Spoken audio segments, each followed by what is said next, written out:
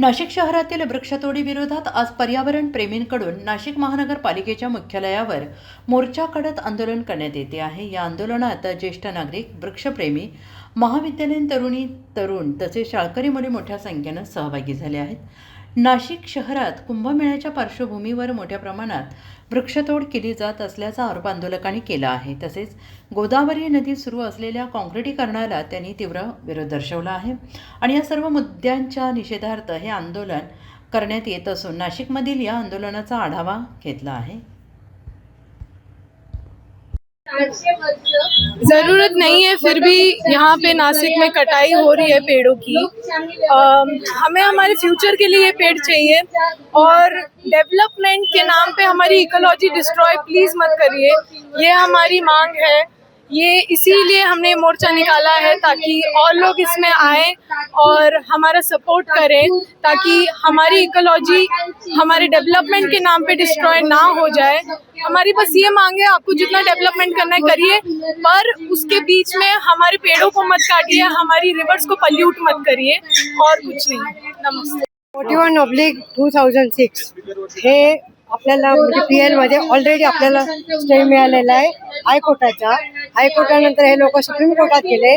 Supreme कोर्टाचा सुद्धा तिथे आपल्याला तीच ऑर्डर कायम ठेवण्यात आलेली आहे। विकास करायचा असेल तर झाडं कायम ठेवून त्याच्या आजूबाजूला तुम्ही वाहतूक पेठ बांधा, पुढे मागे तुम्ही स्पीड ब्रेकर्स लावा, खूप आधी सूचना फलक लावा, एवढे सगळे त्याच्या रिफ्लेक्टर लावा।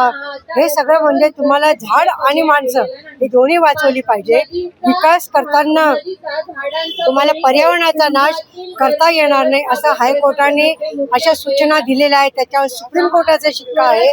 त्यानंतर सुद्धा ऐकलं नाही मनपाने, त्याने बेभाम वृक्षतोड सुरू केली आणि इतकं हास्यास्पद त्यांनी कारण दिलं की ही ऑर्डर जुनी झाली। म्हणजे हे काय आहे? हे काय कायदा, आपण कायदे मानतो की नाही? संविधानाने एक वेळेस ऑर्डर आल्यानंतर पुढे दुसरी ऑर्डर जोपर्यंत येते तोपर्यंत आधीची ऑर्डर ही काय जाते, म्हणून हे ऐकत नव्हते। तर आम्ही ह्याच्यामध्ये गेलो, NGT मध्ये हरित लवादामध्ये गेलो। हरित लवादामध्ये गेल्यानंतर आता स्टे आलेला आहे, तरी सुद्धा वृक्षतोड मोठ्या प्रमाणात चालू आहे। हे फक्त नाशिकमधले काहीतरी कमर्शियल हेतू असलेले काही लोकांचा ग्रुप आहे, तो मनपामध्ये जातो। मनपाचे लोक आणि हे ग्रुप मिळून नाशिकमध्ये धडाधड वृक्षतोड हे एकच त्यांनी उद्देश ठेवलेला आहे।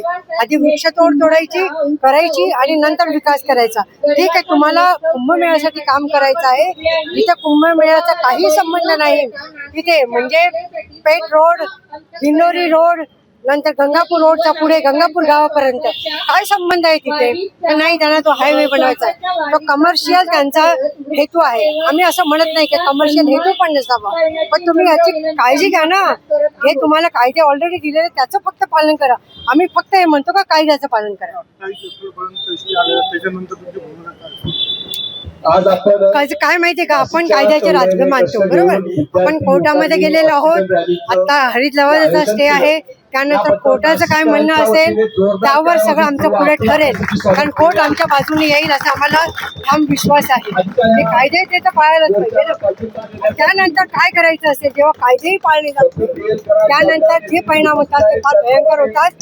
त्यावर जावं असं मला वाटत नाही, कारण आम्ही अहिंसाची पुजारी आहोत। आम्ही त्याच मार्गाने जाणार आहोत आणि अहिंसेची भीती इंग्रजांना वाटली, त्यांनाही वाटते। म्हणून यावेळेस मागच्या वेळेस फक्त मुख्यमंत्री गावात आले तर आमच्या सरकारनं त्यांनी नजर कैद केलं होतं। ही कसली भीती? काय केलं असतं? आम्ही पाठबळ निवेदन दिलं असतं। त्यामुळे अहिंसेची भीती केवढी मोठी आहे, याच मार्गाने आम्ही आमचा विजय नक्कीच मिळवू। नाशिकला आम्ही वाचवू, नाशिक जळगाव होऊ देणार नाही।